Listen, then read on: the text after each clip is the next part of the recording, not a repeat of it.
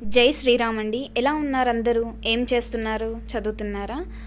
అయితే మార్నింగ్ అయితే మా ఇద్దరు పిల్లలు స్కూల్కి వెళ్ళిపోయారండి. మా హస్బెండ్ కూడా ఆఫీస్కి వెళ్ళిపోయారు. సో మార్నింగ్ నేను ఇడ్లీ విత్ కోకోనట్ చట్నీ చేశాను. బాక్స్లోకి వచ్చేసి నేను బెండకాయ పులుసు చేశానండి. అందులో బాయిల్డ్ ఎగ్స్ వేసేసి ఇంకా ఎక్కడోళ్ళు అక్కడికి వెళ్ళిపోయారు. కాకపోతే పవర్ లేదండి, మార్నింగ్ నుంచి అసలు పవర్ లేదు ఏంటో కానీ. అందుకనే నేను ఎప్పుడైనా సరే ఆన్లైన్ సోర్సెస్ కంటే ఎక్కువ ఆఫ్లైన్ సోర్సెసే దగ్గర పెట్టుకుంటాను. పవర్ అనేది ఎప్పుడు పోయేది తెలియదు. మా అపార్ట్మెంట్ సైడ్ ఎంత జనరేటర్ ఉన్నా కూడా కేవలం లిఫ్ట్కి మాత్రమే వాడతారనమాట. సో ఇంటికి అయితే వదలరు ఆ లైన్స్. కాబట్టి ఇంకా నేను కరెంటు లేదు కదా, అందుకని చెప్పేసి నా దగ్గర ఎంసీక్యూస్ బుక్స్ ఉంది కదండి, ఎన్సీఆర్టీస్, అవైతే నేను సాల్వ్ చేసుకుంటూ వెళ్ళిపోతున్నానండి. ఒక అందుకు పవర్ లేకుండా ఉండడం కూడా మంచిదే, ఎందుకంటే కొంచెం డైవర్ట్ అవ్వకుండా ఉంటుంది ఊరికి కాల్స్ మెసేజెస్ ఇలాంటివన్నీ రావడం వల్ల.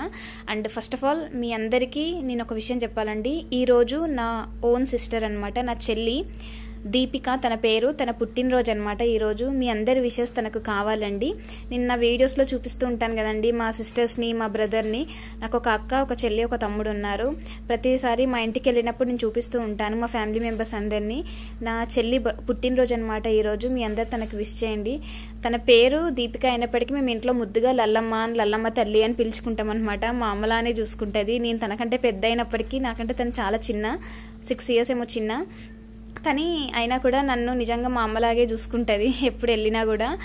సో లల్లమ్మ తల్లి అని ముద్దుగా పిలుచుకుంటాము. లల్లమ్మ తల్లి, wish you very happy birthday అమ్మ, నీకు మంచి ఫ్యూచర్ రావాలి అని చెప్పేసి మనసారా కోరుకుంటున్నాను. Once again wish you very happy birthday. అయితే ఇంకా వీడియోలోకి వెళ్ళిపోతే, నిన్నటి వీడియో అనేది చాలా రీచ్ వచ్చిందండి అని చాలా మంది అప్రిషియేషన్ చేస్తున్నారు. కొంతమంది ఇంకా కొన్ని బ్యాడ్ కామెంట్స్ కూడా పెడుతున్నారు. ఇంకా బ్యాడ్ కామెంట్స్ గురించి మాట్లాడే టైం అయితే మన దగ్గర లేదు. ఈ రోజు నుంచి మన ప్రతి ఒక్క వీడియో చాలా చాలా ఇంపార్టెంట్ వీడియో. అండ్ ఇంకా మున్ముందు చాలా మంచి ఇనిషియేటివ్స్ కూడా వస్తున్నాయండి. ఎప్పుడు ఇలానే అంటది ఏం చేయదు అని అనుకోవద్దు. అన్నీ ఒక రెస్పాన్స్ని బట్టే ఉంటాయండి. రెస్పాన్స్ అనేది వస్తున్న కొద్దీ మనం కూడా చిన్న చిన్న వీడియోస్ ఇవ్వాలి కాకుండా చాలా ఇన్ఫర్మేటివ్ వీడియోస్ ఇవ్వాలని కూడా నాకు అనిపిస్తూ ఉంటుందండి. అయితే నేను నా ప్రిపరేషన్ అనేది నేను చేసుకుంటూనే చాలామంది ఆస్పిరెంట్స్కి కూడా నేను ఒక మార్గదర్శకం అవ్వాలని చెప్పేసి నేను స్టార్ట్ చేశాను అనమాట ఈ ఛానల్ని. ఇంకా తప్పుగా అయితే ఏం అనుకోవద్దు. అయితే నేనేం చెప్పబోతున్నానంటే, నేను ఈ ఎంసీక్యూస్ అనేటువంటి సాల్వ్ చేస్తూ ఉన్నాను కదండి.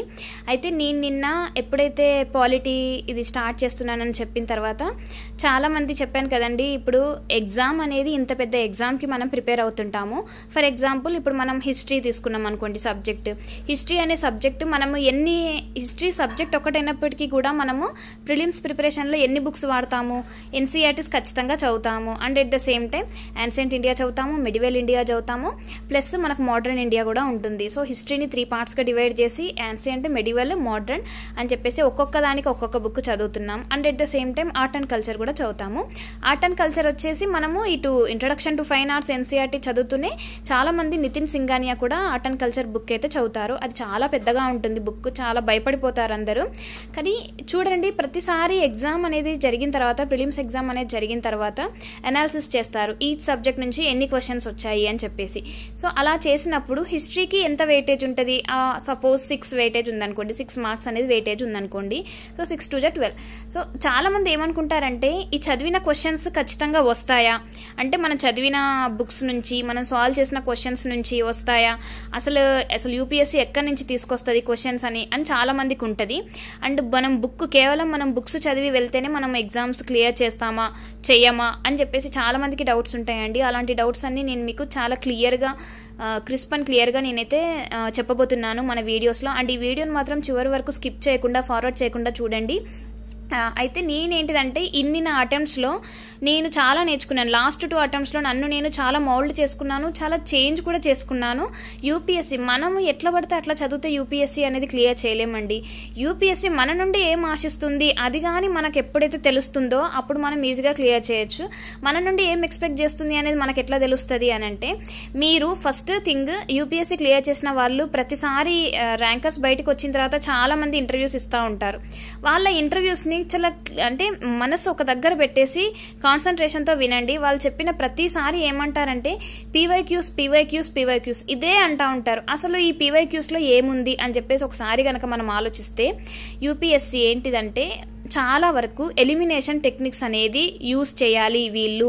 అంటే ఈ క్వశ్చన్ చూడగానే మనం ఆ సబ్జెక్ట్ మనము ఆ టాపిక్ మనం చదవకపోయినప్పటికీ కూడా క్వశ్చన్ చూసి కింద ఆప్షన్స్ చూసి మనము ఆన్సర్ కరెక్ట్గా ఫైండ్ అవుట్ చేసేలా ఉండాలన్నమాట. అది యూపీఎస్సీ మన నుండి పెడుతుంది. బుక్కులన్నీ చదివి ఆ బుక్లో ఆ కార్నర్ నుంచి నేను క్వశ్చన్ తీసుకొని వస్తే వీళ్ళు సాల్వ్ చేయాలి అని చెప్పేసి యూపీఎస్సీ ఎప్పుడు మన నుండి ఆశించదండి. ఇప్పుడు ఏంటిదంటే హిస్టరీ ఉందనుకోండి, చాలామంది హిస్టరీ మీదనే భయపడతారండి. అంటే హిస్టరీలో నన్ను అడిగితే మనం ఇన్ని సబ్జెక్ట్స్ ఇన్ని బుక్స్ చదువుతామండి. ఇప్పుడు నేను చెప్పిన యాన్సియన్, మెడివల్, మోడర్న్ ఇవన్నీ చదువుతాము, ఆర్ట్ అండ్ కల్చర్ చదువుతాము, అండ్ మన న్యూస్ పేపర్స్ కూడా చదువుతాము, మ్యాగజైన్ కూడా చదువుతాము. మరి చదివిన వాటి నుంచి వస్తాయా క్వశ్చన్స్? రావు కదా. అట్లాంటప్పుడు మనం ఏం చేయాలంటే మనకు పీవైక్యూస్ని సాల్వ్ చేసుకుంటూనే మనకు టెస్ట్ సిరీస్లు దొరుకుతాయి బయట. అన్ని డబ్బులు పెట్టే కొనాలంటే కాదండి, చాలా ఫ్రీ రిసోర్సెస్ కూడా ఉంటాయి. నేను లాస్ట్ ఇయర్ 2023 అటెంప్ట్ ఇస్తున్నప్పుడైతే చాలా ఫ్రీ రిసోర్సెస్ వాడాను. నేను లాస్ట్ ఇయర్ ఎన్ని ఎగ్జామ్స్ రాసాను పర్ డే, నేను పర్ డే 5 to 6 పేపర్స్ నేను సాల్వ్ చేసేదాన్ని అండి. అంటే ప్రతిసారి 2 hours 3 hours ఏం కూర్చోను. నాకున్న టైంలోనే ఒక డేలో 5 రాసాను అంటే ఒక బిజీ హౌస్ వైఫ్గా 2 చిన్నపిల్లలతో నేనే 5 పేపర్స్ రాయగలిగాను అంటే మీరు ఎన్ని రాయగలుగుతారు? మీకెంత ఫ్రీ టైం ఉంది? ఇది ఒకసారి ఆలోచించుకోండి. నేను చెప్పేది రాంగ్ అయితే మీరు ప్రీవియస్ అంటే నాది మేలో ఎగ్జామ్ అటెంప్ట్ ఇచ్చాం కదండి 2023లో, దానికంటే ముందు మార్చి ఏప్రిల్లో నేను ఎంత బిజీగా ఎంత కష్టపడి పేపర్స్ని సాల్వ్ చేశానో చూడండి. అంటే బ్యాడ్ లక్ ప్రిలిమ్స్ క్లియర్ కాలేదు, కానీ ఇలాంటి ఫెయిల్యూర్స్ నుంచే మనం చాలా నేర్చుకుంటామండి. సో ఎలిమినేషన్ టెక్నిక్స్ గురించి ఈ వీడియోలో మనం మాట్లాడుకోబోతున్నాము.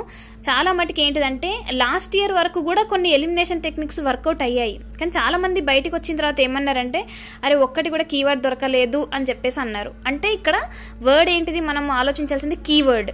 యూపీఎస్సీలో keywords are very very important అండి. మీరు బుక్ చదువుతున్నప్పుడు కూడా ఎక్కడన్నా కీవర్డ్స్ మనకు నేను చెప్పబోయే కీవర్డ్స్ కానీ మీకు ఎక్కడన్నా కనిపిస్తే కొంచెం అండర్లైన్ చేసుకొని చూడండి, వాటిని కొంచెం హైలైట్ చేస్తూ చదవండి. అప్పుడు మనకు ఈజీగా ఉంటుంది అనమాట. యూపీఎస్సీలో ఎలా ఉంటుందంటే ఒక కీవర్డ్ సెంటెన్స్ మొత్తాన్ని మార్చేస్తుంది. కొన్ని కీవర్డ్స్ నేను చెప్తానండి, అంటే ఇంకా కమింగ్ వీడియోస్లో చాలా చెప్తాను. ఇది just basic level of elimination టెక్నిక్స్లో బేసిక్ లెవెల్ అనమాట ఇప్పుడు నేను చెప్పబోయే ఈ వీడియోలో. అయితే ఇప్పుడు సపోజ్ ఏమనుకుందాము, ఇప్పుడు ఆర్ట్ అండ్ కల్చర్ గురించి మాట్లాడుకుంటే, హిస్టరీ గురించి మాట్లాడుకున్నట్లయితే మనకు కొన్ని ఇస్తారండి. ఇప్పుడు బులంద్ దర్వాజా ఉంది ఎగ్జాంపుల్. నేను 2018లో అటెంప్ట్ ఇస్తున్నప్పుడు ఇది క్వశ్చన్ వచ్చిందనమాట మాకు. ఏంటిది బులంద్ దర్వాజాని, ఇప్పుడు ప్రతి ఒక్క కన్స్ట్రక్షన్ గురించి మనం చదువుతున్నప్పుడు అవి ఏ మెటీరియల్ తోటి తయారైనా కూడా చదవాలి. కొన్ని శాండ్ స్టోన్స్ ఉంటాయి అన్నమాట, కొన్ని red sand stone, white sand stone ఇలా ఉంటాయి, కొన్ని వైట్ మార్బుల్, రెడ్ మార్బుల్ ఇలా ఉంటాయి అనమాట. ఇవి చాలా స్పెసిఫిక్గా చదవాలి మనకు. ఇలాంటి టైప్ ఆఫ్ క్వశ్చన్స్ యూపీఎస్సీ మనల్ని ఎలా అంటే వీటి నుంచి మనము ఎలా టెక్నిక్ వాడాలి, ఇలాంటి టైప్ ఆఫ్ క్వశ్చన్స్ వచ్చినప్పుడు యూపీఎస్సీ ఎలా అడుగుతుంది అంటే ప్రీవియస్ ఇయర్ క్వశ్చన్ పేపర్స్ని సాల్వ్ చేస్తే మీకు ఆటోమేటిక్గా యూపీఎస్సీ క్వశ్చన్ ఎలా ఇస్తుంది అనేది మీరు క్యాచ్ చేస్తారు. సో ఇలాంటి టైప్ ఆఫ్ క్వశ్చన్స్ వచ్చినప్పుడు ఏం చేస్తుందంటే యూపీఎస్సీ మనం ఏం చేయాలి, యూపీఎస్సీ ఇలాంటి క్వశ్చన్ అడిగినప్పుడు మనం ఏం చేయాలి అని అంటే మీరు కానీ పీవైక్యూస్ బాగా సాల్వ్ చేస్తే ఆటోమేటిక్గా ఆ క్వశ్చన్కి లాజిక్ ఏంటిది అనేది మన మైండ్కి తడుతుందండి. నేను చాలా క్వశ్చన్స్ని నేను సాల్వ్ చేశాను కాబట్టి నేను 2011 నుంచి previous year question papers book ఉంటుంది కదండి మనకు, అది తీసుకొని నేను సాల్వ్ చేశాను. రీసెంట్గా ఓస్వాల్ వాళ్ళది కూడా నేను ప్రీవియస్ ఇయర్ క్వశ్చన్ పేపర్స్ తీసుకొని సాల్వ్ చేశాను అనమాట. అంటే అప్డేటెడ్ ఉండాలి అని చెప్పేసి అందులో బేసిక్ లెవెల్ నుంచి అడ్వాన్స్డ్ లెవెల్ అన్నీ ఇచ్చారనమాట. సో నాకు అది చాలా నచ్చింది. అందుకే నేను ఇప్పుడు కూడా ఎన్సీఆర్టీస్ ఎంసీక్యూ సాల్వ్ చేయడానికి కూడా నాకు అవే బుక్స్ దొరికాయి అనమాట. అవి చాలా బెటర్గా ఉన్నాయి. నేను ఈ బుక్స్కి సంబంధించిన లింక్స్ అన్నీ ఇస్తానండి. It is the best time. And one more thing, నేను గివ్ అవే కూడా ఇవ్వబోతున్నానండి. నేను ఎలా అంటే గివ్ అవే ఎందుకు ఇస్తాను అంటే నా దగ్గర ఏం లేవు, కాకపోతే విద్యాదానం అనేది చాలా ఇంపార్టెంట్ అండి. అండ్ నీడీ పీపుల్కి బుక్స్ అనేవి రీచ్ అయినాయి అనుకోండి, నాకు చాలా హ్యాపీగా అనిపిస్తుంది. సో అందుకని చెప్పేసి నేను ఈ రోజు మంగళవారం అండి, ఈరోజు బుధవారం కదా. సో ఈ రోజు నుంచి నేను కరెక్ట్గా 5 డేస్ నేను కొన్ని క్వశ్చన్స్ అడుగుతాను. ఆ క్వశ్చన్స్కి కనుక ఎవరైతే రెగ్యులర్గా ఆన్సర్ చేస్తారో 5 days 5 క్వశ్చన్స్ అడుగుతాను. 5 క్వశ్చన్స్కి ఎవరైతే ఆన్సర్ చేస్తారో వాళ్ళకి నేనే కొరియర్ చేస్తానండి. ఇంతకుముందు కొరియర్ చేయాలంటే భయపడేదాన్ని.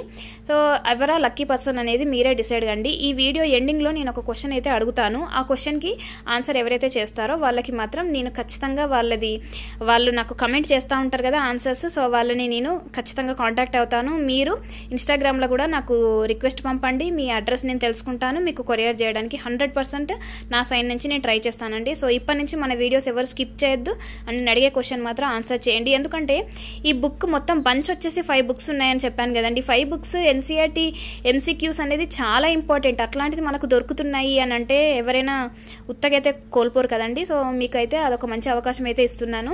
మీరైతే ట్రై చేయండి క్వశ్చన్కి ఆన్సర్ కరెక్ట్గా చేయడానికి, ఓకేనా? అది కూడా ఈవినింగ్ వరకే ఛాన్స్ ఇస్తున్నానండి. మళ్ళీ నెక్స్ట్ డేకి ఇచ్చారనుకోండి, అంటే మేబీ కొంతమంది కొత్తగా చూస్తుంటారు కదా ఛానల్ని, ఓకే, నెక్స్ట్ డే మళ్ళీ వీడియో అప్లోడ్ చేసే టైంకి ఎవరైతే ఆన్సర్ చేస్తారో వాళ్ళకైతే మనం ఖచ్చితంగా ఇస్తామండి. బుక్స్ అయితే ఖచ్చితంగా నేను సెండ్ చేస్తాను. అయితే కొన్ని కీవర్డ్స్ అని చెప్పాను కదా, ఆ కీవర్డ్స్ నేను కొన్ని చెప్తాను. మీరు ఈ రోజు నుంచి బుక్స్ చదివేటప్పుడు మాత్రం ఆ కీవర్డ్స్ ఎక్కడన్నా కనిపిస్తే హైలైట్ చేస్తూ చదవండి. And most important thing what I want to say is, మీరు హిస్టరీ చదివేటప్పుడు ఆర్ట్ అండ్ కల్చర్ బుక్ ఎంత చదివినా కూడా మనకు న్యూస్ పేపర్స్ ఖచ్చితంగా చదవాలండి. ఇన్ కేస్ న్యూస్ పేపర్ అంత పెద్ద న్యూస్ పేపర్ చదవాలి అని అనిపించకపోతే మీరు రెగ్యులర్గా కొన్ని ఛానల్స్ నేను ఎప్పుడూ చెప్తూ ఉంటానండి, డైలీ న్యూస్ వినండి.